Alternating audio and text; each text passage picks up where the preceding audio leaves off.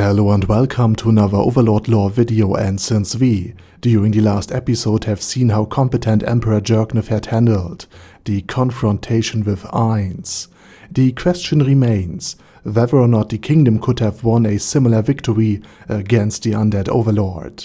But before we take a look at it, let me thank my Patreons for supporting this channel. Now, here's a strategy that could potentially work. Make Philippe the supreme overlord of the kingdom, and hope that the Sorcerer Kingdom would retreat in utter disgust. But aside from this rather dubious tactic, there are a couple of other ways to defend oneself against the Sorcerer Kingdom, and it would have all begun with Gazef Stronov, perhaps after his defeat and death, switching sides instead of remaining loyal to the kingdom until the very end, and even beyond. Or rather, he stays loyal to the kingdom and concludes that the best way to protect it from any more harm is to join the Sorcerer King, in order to persuade Ainz, who obviously has a lot of respect for Gazef and vice versa, not to wage any more wars against his home nation. And Gazef has seen that Ainz can be a force of good. He not only saved Khan village initially from the disguised knights of the theocracy, but he also saved Gazef himself from his otherwise certain death by switching him and his men out for his very own person before humiliating the Sunlight Scripture in battle. So Gazef would basically commit betrayal in order to save the kingdom, to sacrifice one's personal honor and moral compass so that the thing most dear to Gazef could be preserved. But just having Gazef inside the Great Tomb isn't enough. Someone needs to neutralize Philippe before he does something stupid. Perhaps Solution could do a very late-term abortion on him, or better yet, the kingdom is defended before Philippe has even a chance to come anywhere close to power. And there are basically two options. Either Prince Zenek or Princess Rena should take over right after the massacre of the Cuts Plain.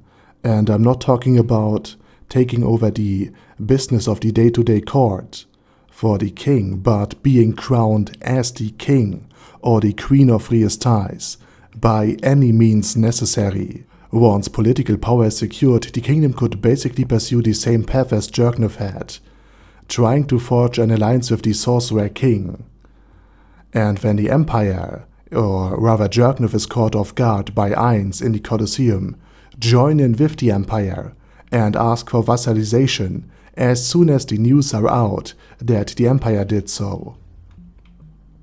Alternatively, if it comes to a war, Prince Zenek or Princess Rena should try to send word to Gazef Stronov, who is still inside the Great Tomb, because he could possibly persuade Ainz to not annihilate the kingdom, or at least not 90% of it, and since he is serving Ainz to ensure the safety of his home country, Ainz Ooal Gown would go against his own word and promise to Gazef, which could prevent the misunderstanding that started the all-out war in the first place, since Ainz would have clarified that the kingdom is not to be destroyed, and maybe task the Floor Guardians with coming up with another way of punishing the kingdom.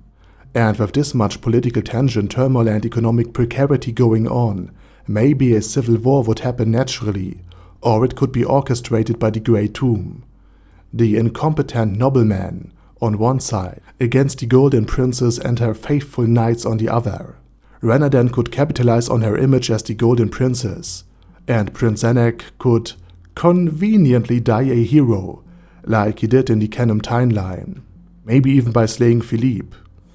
After that, the Sorcerer Kingdom and the Kingdom of Re-Estize could make peace by blaming everything that happened on the incompetence of the nobility, using Marquis Raven as a witness to basically all of the things he had, well, truly seen. Because remember, the best lies are half-truths after all. And so the kingdom would be free to ask for vassalage, like the Empire did, and prosper, like the rest of the Sorcerer Kingdom under Albedo's and Rena's administration, while Rena would also prosper under something or rather someone else entirely. Now, you could say that a civil war is bad and that it is not really a victory, but more of a survival strategy, the lesser evil if you will. But if death is mercy, then survival is victory, and as usual weakness is a sin, And with that said, I say thank you very much for watching, and if you are German and interested in more German Overlord videos, check out Lord Mirau's Channel. Da werden nämlich demnächst ein paar Kollabo-Videos mit jedem anderen deutschen Overlord-Kanal, also nur uns beiden, hochgeladen werden.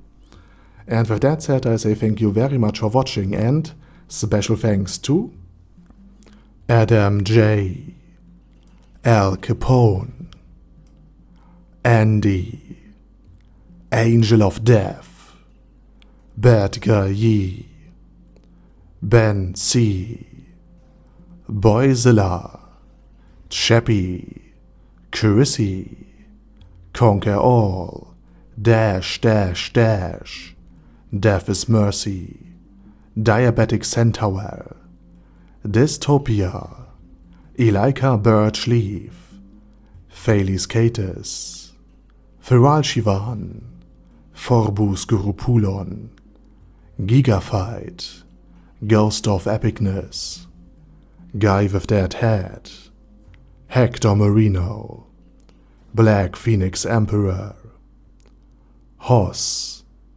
Huster, Jacob G, Jana B, Jason, Kleinator, Chromius, Large, Lifa, Legendarius, Lord Nishikian Rai, Lord Touch Me, Lord Ulbeterlane Odell, Luces Ollie, Lexus Fox, Majima, Matt C, Marcos, Michael R, Mr. Shoes, Mindless Rev, Minnow 13, Mirtiz, Nefiria's Potion, O'Kill, Paddy Pantum, Primus 11, Sasuga Einsama,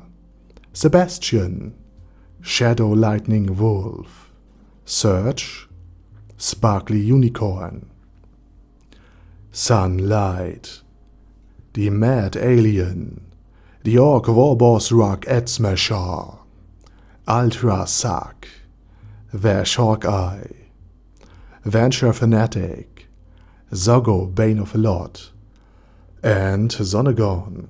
Thanks guys. Anyway, have a nice day, and I hope to see you all again soon on my next video.